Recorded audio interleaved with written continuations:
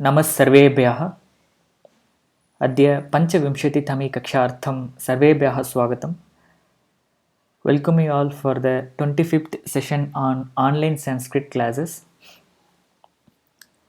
एकवारं गतकक्षायाः पुनस्मरणं वयं कुर्मः। यः वयं दृष्टवन्तः द्वितीयाविभक्तिरूपाणि इत्यत्र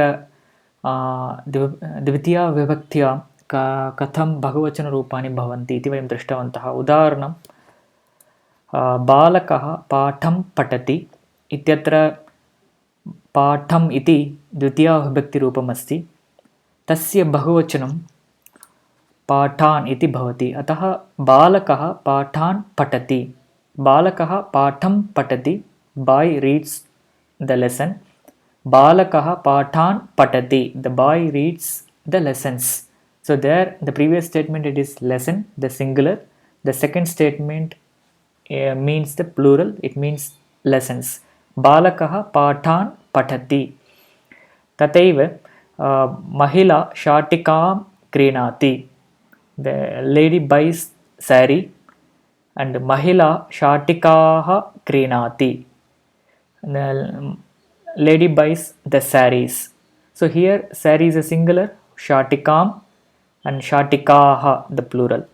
And तथैव छात्रः लेखनीं नयति, student carries the pen and छात्रः लेखनीः नयति, student carries pens. अनन्तरम् एवं प्रत्येकस्य द्वितीयाविभक्तिरूपस्य अपि बहुवचनं भवति। पूर्वं वयं दृष्टवन्तः अकारान्तपुल्लिङ्गशब्दः, आकारान्तस्त्रीलिङ्गशब्दः, ईकारान्तस्त्रीलिङ्गशब्दः, अकारान्तनपुंसकलिङ्गशब्दः, एवं चतुर्विधाः भवन्ति। प्रत्येकस्य अपि बहुवचनरूपाणि वयं दृष्टवन्तः। यः अग्रिमविषयमपि वयं दृष्टवन्तः क्रियापदस्य विषये। सामान्यतया वयम् एतावत्पर्यन्तं यद् वयं पठितवन्तः तत् सर्वं परस्मैपदीरूपं भवति। किमर्थम् इत्युक्ते तेषाम् अन्ते ति इति भवति। So whatever we have learned, the verb forms, they are all called as parasmaipadi because the verb forms ends with ti. Along with that, केचन धातवः संस्कृतभाषायां तेषाम् अन्ते ते इति भवति। तस्य नाम आत्मनेपदम् इति भवति। So there are few there are verbs which ends with te and they are called as आत्मनेपदी। अतः संस्कृतभाषायां क्रियापदं द्विविधः भवति, परस्मैपदम् आत्मनेपदं। परस्मैपदं सर्वदा तस्य अन्ते ति इति भवति, आत्मनेपदं तस्य अन्ते ते इति भवति। यथा अत्र लिखति, वन्दते।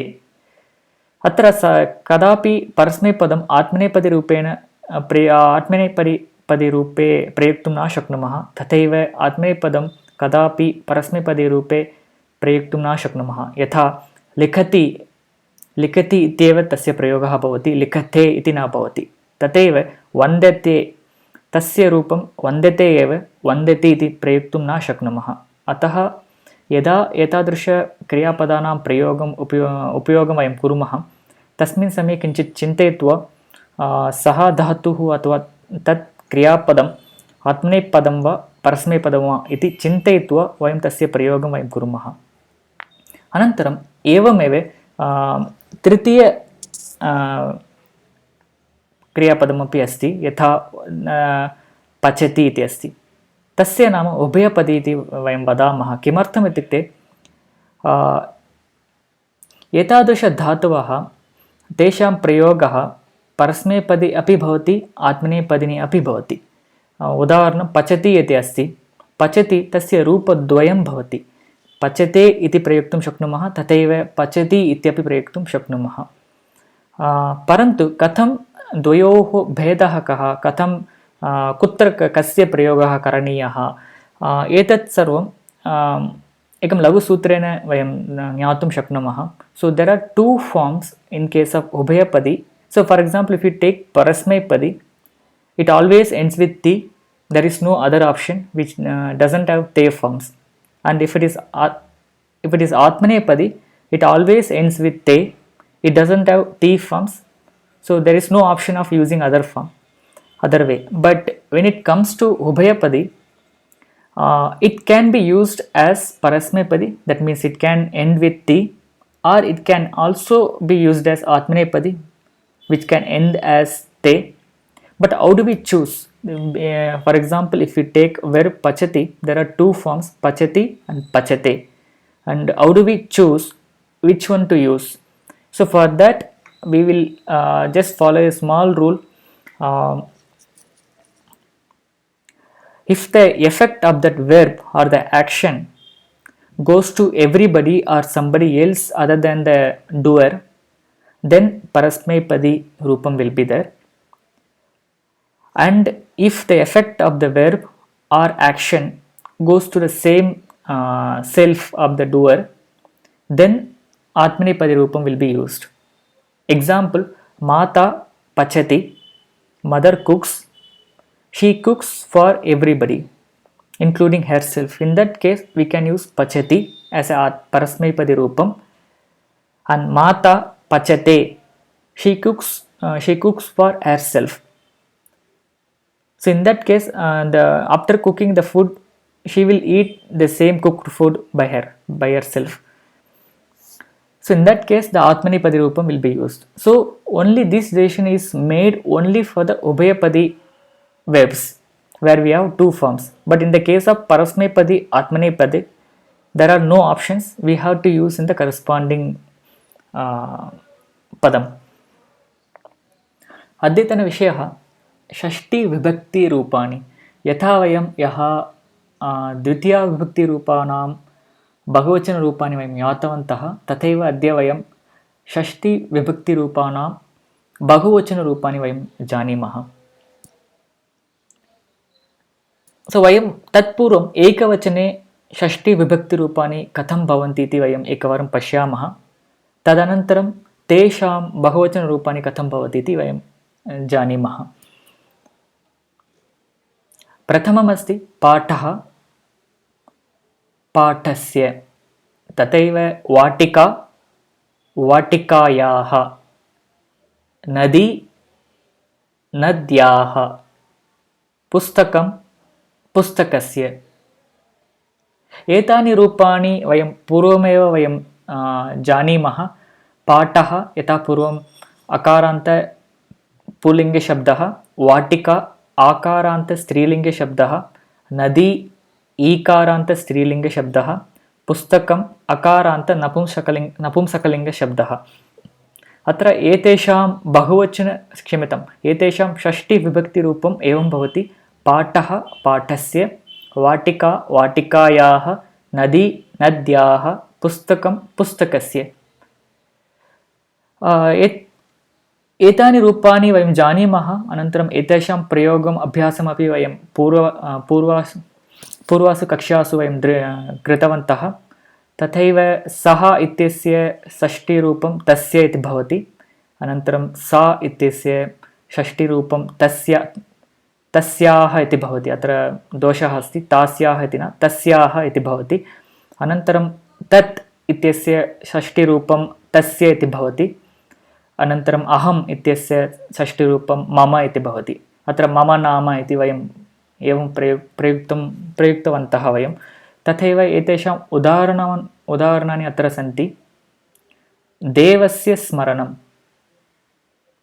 रिमेम्बरेन्स् आफ् गाड्. तथैव वाटिकायाः सौन्दर्यं, the beautifulness of garden. and nadyah jalam, water of river, and pushpasya varnaha, the color of the flower. So sarvada sashti vibhakti of ityasmin sthane bhavati. Angla bhashaya of of iti vadamaha khalu, tatra sashti prayogaha bhavati. Devasya of god or gods, and vatikayaha of garden and gardens, and nadyaha of river, pushpasya of flower, like pushpasya varnaha, the color of the flower. So evam prayogam ayam drishtavantah. अत्र एतेषां रूपाणां बहुवचनरूपं कथं भवति इति वयं पश्यामः। अत्र पाठः तस्य बहुवचनं पाठाः, तथैव पाठस्य तस्य बहुवचनं पाठानाम् इति भवति। अनन्तरं वाटिकाः वाटिकानां, नद्यः नदीनां, पुस्तकानि पुस्तकानाम्। एवं सर्वदा प्रत्येकस्य शब्दस्य अन्ते अपि नाम इति श्रूयते। पाठानां, वाटिकानां, नदीनां, पुस्तकानाम्। सो एवं तथैव अग्रिमविषयः अपि अस्ति। अत्र सर्वदा नाम इति यत्र भवति तस्य पूर्वस्वरः दीर्घः भवति। पाठः पाठानां, वाटिका वाटिकानां, नदी नदीनां, पुस्तकं पुस्तकानां। सो सर्वदा पूर्वस्वरः दीर्घः भवति। पूर्वस्वरः दीर्घः भवति, सर्वत्र नाम इति योजनं भवति अन्ते। So the plural forms for Shashti vibhakti will be always ending with nam, and the before nam whatever the vowel is there, that will be elongated. That will be the long vowel. So like pata nam, so ta is a longer one, and vatika nam, ka is longer one, nadi nam, di is longer one, pustaka nam, ka is longer one. And तथैव ते इति बहुवचनं, सः एकवचनं, ते बहुवचनं, तस्य षष्टिरूपं तेषाम्।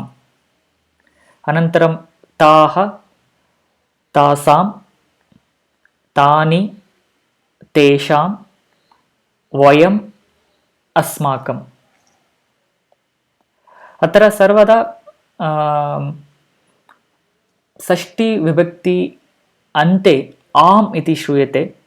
एतादृशवाक्येषु नाम इति श्रूयते, तद्वयं स्मरामः। सर्वदा पाठानां, वाटिकानां, नदीनां, पुस्तकानां, देवालयानां, मार्गानां, छात्राणां, रूपाणां, मालानां, लतानां, सर्वदा नाम इत्येव श्रूयते। अतः एतद् रूपं सुलभं भवति प्रयोगसमये। तथैव एतेषां रूपाणाम् उदाहरणं वयं पश्यामः। अत्र देवस्य स्मरणं, देवानां स्मरणं, द रिमेम्बरेन्स् आफ् गाड्स्, and वाटिकायाः सौन्दर्यं, वाटिकानां सौन्दर्यं, the beautifulness of gardens, and नद्याः जलं, नदीनां जलं, the water of the river, water of the rivers, and पुष्पस्य वर्णः, पुष्पाणां वर्णः, the color of flower and color of flowers. एवं तेषां प्रयोगः भवति। इदानीं कोऽपि प्रश्नः अस्ति चेत् प्रष्टुं शक्नुवन्ति। तथैव एतेषां रूपाणां प्रयोगमपि वयं कुर्मः। अस्तु, अग्रिमविषयः करोति इति वयं जानीमः। करोति इति क्रियापदमस्ति।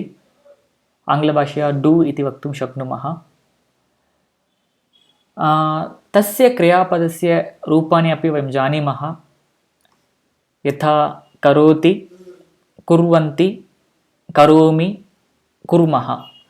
उदाहरणं, बालकः करोति, बालकाः कुर्वन्ति, अहं करोमि, वयं कुर्मः। सो एवं चत्वारि रूपाणि सन्ति करोति इत्यस्य पदस्य, इत्यस्य क्रियापदस्य। सो तस्य प्रयोगः कथं करणीयः इत्यपि वयं जानीमः।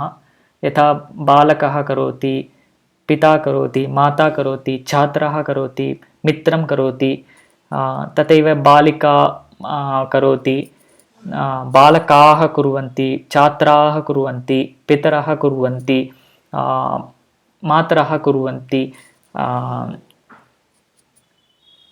एवं तथैव अहं करोमि, वयं कुर्मः। तत्र भेदः नास्ति। सो एवं चत्वारि रूपाणि करोति इत्यस्य क्रियापदस्य सन्ति इति वयं जानीमः। अत्र अग्रिम एकः विषयः अस्ति, बालकः पठति। अत्रापि क्रियापदम् अस्ति, पठति इति क्रियापदमस्ति। पठति इत्यस्य क्रियापदस्य विभजनं कर्तुं शक्नुमः. So we can split the पठति word itself using करोति. यथा बालकः पठनं करोति. So the पठति is a क्रियापदम. We can split using karoti, and basically we are just making a patati to a noun form like patanam, and we are adding a karoti, and this exactly means the same as the patati. Like balakaha patati, the boy reads, and balakaha patanam karoti, boy reads. There is no difference in the meaning. So why we are using this? So that we will be seeing in the next couple of minutes. So in this thing we have to understand that patati is a kriya padam, and we are splitting that kriya padam one with noun form of the verb plus karoti. Like balakaha patanam karoti, balakaha patanam kurvanti, aham patanam karomi, vayam patanam kurmaha. So we can use only karoti words like karoti, kurvanti, karomi, kurmaha. Only these different words we can use with patanam. So we don't have to really worry about what are the different forms of patati. Like balakaha patati, balakaha patanti, aham patami, vayam patamaha.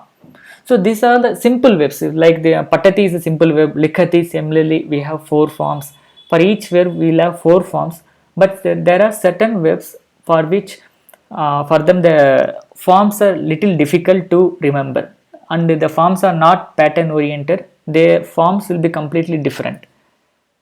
In those cases, the splitting the verb and making the verb to a noun and adding or using the karoti verb forms will be easier. Like balakaha patanam karoti, tathaiva pita nayati, father carries, pita nayanam karoti. So here nayati means carrying, and nayanam karoti is also means carrying. So there is no difference in the meaning. The only advantage we get is we can keep repeatedly use the word or more familiar word karoti. And next thing is mata chintayati, mata chintanam karoti, and mahila gayati, mahila ganam gayati, ganam karoti, and sishuhu roditi, sishuhu rodanam karoti. So in the normal way, if you say patati, nayati, chintayati, gayati, similarly we will be saying rodati, but actual form is roditi. So most of the people tend to make mistakes while using the word roditi. They will use rodati, but that is actually wrong. So that is why, to avoid these mistakes, we can split the verb into 2 parts. One is the noun form of the verb, and the second word is the karoti word. Like roditi, rodanam karoti, and gayati, ganam karoti, nayati, nayanam karoti, patati, patanam karoti, likhati, lekhanam karoti, milati, melanam karoti, gachati, gamanam karoti. So like that, for every verb in Sanskrit you can split like this. There is a noun forms of every verb, and along with that noun form of the verb we can use karoti verb forms to use it as a verb. So as I said earlier, for all the verbs these forms will be there, like patanam, nayanam, chintanam, like this. And the one more thing to note here is the na will again undergo a nattuam here. If there is a refa or shakara nimittam is there, then na becomes na. So while writing we have to be sure on that. Like example, karoti, the form for karoti, like patati as patanam, nayati as nayanam, and karoti as also is also having one form called karanam. So there na is nattuam, but we are not going to see where karanam is used. So the important thing to note here is this num is subject to undergo the rule nattum. It can happen, nattum can happen here. And similar the previous case like Sashti Bahuvachanam, where Balakanam, Sitanam, Balikanam, Nadinam, that Nam, there also Nakara can undergo Nattuam. So this we have to remember while writing. And the next thing is Bhaktaha Vandate. So here we have the new form called Atmanepadi Rupam, Vandate. So in this case also these forms are applicable, like noun forms. Example, Bhaktaha Vandanam Karoti. So there is a typing mistake. Vandanam Karoti. And similarly, Sashyam Vardhate. So if you are confused whether it is a Atmanepadi or Parasmepadi Rupams, then you can just convert that to a noun form and use Karoti. Vandanam Karoti and Sashyam Vardhanam Karoti. Anantaram Sikshakaha Bhashate. Sikshakaha Bhashanam Karoti. So this is most familiar word. And Vrikshaha Kampate. Vrikshaha Kampanam Karoti. And Deepaha Prakashate. Deepaha Prakashanam Karoti. So like that for all the noun forms, for all the verbs, either it may be a Parasmepadi or Atmanepadi, these noun forms are there for all the verbs, and we can use that noun forms in any sentences with Karoti. And Bhaktaha Bhajate, Bhaktaha Bhajanam Karoti. So this is Bhajanam is also a more familiar word. And there are few verbs. Example, Dadati. The forms of Dadati is not same as Patati. Like Patati, Patanti, Patami, Patamaha. But for Dadati, the forms are Dadati, Dadati, Dadami, Dadmaha. It's not like Dadamaha. So the forms are different. So in these cases, these noun forms are very useful. Like Vayam Danam Kurumaha. Instead of saying Vayam Dadmaha or Vayam Dadamaha and making a mistake, instead of making a mistake, we can split the verb into two parts and we can say like Vayam Danam Kurumaha. And similarly, Balaha Rudanti. So the first one, Sishuhu Roditi, and Balaha Rodinti, if you say, that is wrong. The form is Rudanti. Balaha Rudanti. So just to avoid this confusion, at the beginning we can split the verb Balaha Rodanam Kuruvanti. And similarly, Ramaha Hanti. The Rama kills. Hanti is also a different form. When it comes to Bahuvachana, it becomes Ramaha Granti. It becomes. The form is completely different. So to avoid that confusion, we can just say Ramaha Hananam Karoti. Ramaha Ananam Kurvanti. So it becomes. And similarly, Saha Chinati. He cuts. So Chinati is also a different form. So for that, Saha Chedanam Karoti. Te Chedanam Kurvanti. Aham Chedanam Karomi. So like these noun forms are very useful in the cases of verbs which are very difficult in the forms, like Dadmaha, Dadati, Roditi, Hanti, Chinati, and there are few other verbs like this. For usage of the verbs are very difficult.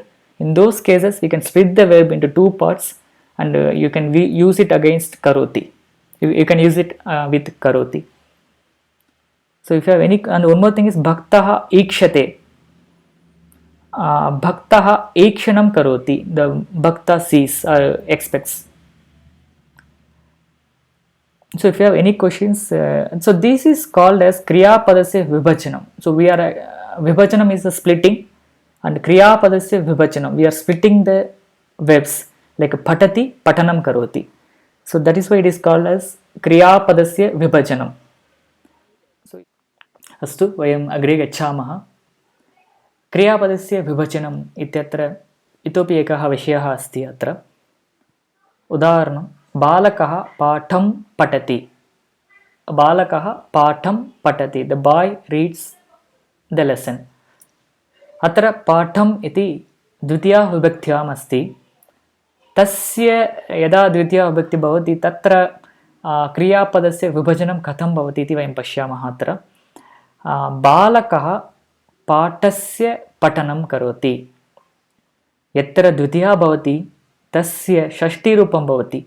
यथा पाठं पाठस्य, बालकः पाठस्य पठनं करोति। तथैव पिता पुस्तकं नयति, पिता पुस्तकस्य नयनं करोति।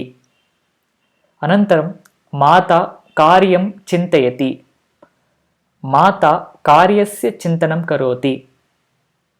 एंड महिला श्लोकं गायति, महिला श्लोकस्य गानं करोति। एंड छात्रः कथां लिखति, छात्रः कथायाः लेखनं करोति। एवं सर्वदा यदा वयं क्रियापदस्य विभजनं कुर्मः तदा द्वितीया विभक्तिरूपे यद् पदम् अस्ति तस्य षष्ठीरूपं भवति। पाठस्य, पुस्तकस्य, कार्यस्य, श्लोकस्य, कथायाः, एवं षष्ठीविभक्तिरूपाणि भवन्ति। तथैव एतेषां बहुवचनरूपाणि, उदाहरणं बालकः पाठान् पठति। अत्र पाठान् इति बहुवचनं, बाय् रीड्स् द लेसन्स्। अत्रापि द्वितीया विभक्तिरूपस्य षष्ठीरूपं भवति, परन्तु षष्ठीरूपं बहुवचने भवति। तद्वयम् अद्य दृष्टवन्तः। यथा बालकः पाठानां पठनं करोति, पाठस्य पठनं he reads one lesson, and पाठानां पठनं करोति, he reads lessons. And similarly, पिता पुस्तकानि नयति, पिता पुस्तकानां नयनं करोति। and माता कार्याणि चिन्तयति, माता कार्याणां चिन्तनं करोति। अत्र नत्वं भवति। यथा मया पूर्वम् उक्तं, सर्वदा षष्ठीबहुवचने नत्वं भवितुम् अर्हति, कार्याणाम् इति भवति। तथैव महिला श्लोकान् गायति, महिला श्लोकानां गानं करोति। एंड छात्रः कथाः लिखति, छात्रः कथानां लेखनं करोति। अत्र सर्वत्रापि षष्ठी बहुवचनरूपम् अस्ति, पाठानां, पुस्तकानां, कार्याणां, श्लोकानां, कथानां। सो एवं यदा किञ्चित् कर्म तत्र भवति, यथा पाठं वा पुस्तकं वा कार्यं वा तथा भवति, तस्य षष्ठीरूपं भवति। अनन्तरं तस्य वचनमपि यथा द्वितीयाविभक्त्यां यस्मिन् वचने भवति तस्मिन्नेव वचने षष्ठीविभक्त्यामपि भवति। So whatever is in the Dvitiya form, that will be translated to Shashti form, and the Vachanam will remain same as Dvitiya. If Dvitiya is Ekavachanam, and Shashti will also be in Ekavachanam, and Dvitiya is in Bahuvachanam, Shashti will also be in Bahuvachanam. So as I said earlier, Patham patati, Patasya patanam karoti iti bhavati. Atra एतादृश विभजनं, एतादृश क्रियापद विभजनं यस्मिन् कस्मिन्नपि लिङ्गे, यस्मिन् कस्मिन्नपि वचने अपि भवितुम् अर्हति, यस्मिन् कस्मिन्नपि काले अपि भवितुम् अर्हति। यथा बालकः पाठं पठिष्यति, बालकः पाठस्य पठनं करिष्यति। तथैव बालकः पाठं पठितवान्, बालकः पाठस्य पठनं कृतवान्। एवं भविष्यत्काले अपि भवितुम् अर्हति, भूतकाले अपि भवितुम् अर्हति। तथैव बालकः पाठं पठति एकवचनं, बालकः पाठं क्षम्यतां बालकाः पाठं पठन्ति। अत्र बालकः पाठं पठति, बालकः पाठस्य पठनं करोति, बालकाः पाठं पठन्ति, बालकाः पाठस्य पठनं कुर्वन्ति। तथैव अहं पाठं पठामि, अहं पाठस्य पठनं करोमि, वयं पाठं पठामः, वयं पाठस्य पठनं कुर्मः। एवं सर्वेषु वचनेषु सर्वेषु कालेषु अपि एतादृशप्रयोगः भवति। अनन्तरम् अद्यतन कक्ष्यायाः संक्षेपः अस्ति। षष्टिविभक्तिरूपाणां बहुवचनरूपाणि वयं दृष्टवन्तः, यथा देवालयस्य देवालयानां, पुस्तकस्य पुस्तकानां, वाटिकायाः वाटिकानां, नद्याः नदीनां। तथैव क्रियापदस्य विभजनम् इति बालकः पठति, बालकः पठनं करोति।